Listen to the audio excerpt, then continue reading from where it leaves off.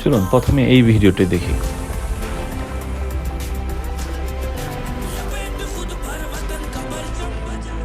এখন এই ভিডিওটা দেখি।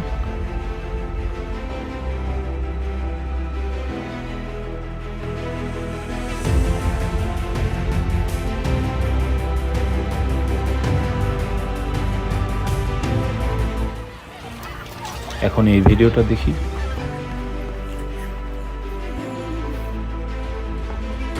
সবগুলো ভিডিও ভেরি ডিফারেন্ট।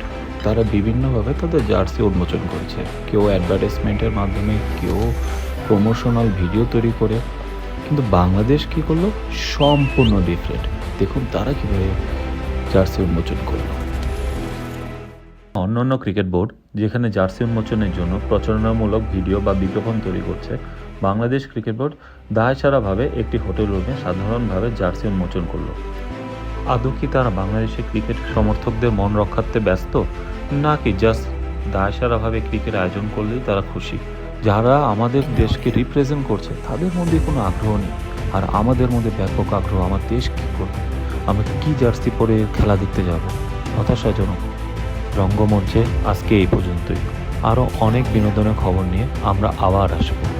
সাথেই থাকুন আর আমাদের সাবস্ক্রাইব করুন অথবা লাইক বাটন টিপ দিয়ে আমাদের সঙ্গেই থাকুন। Thank you.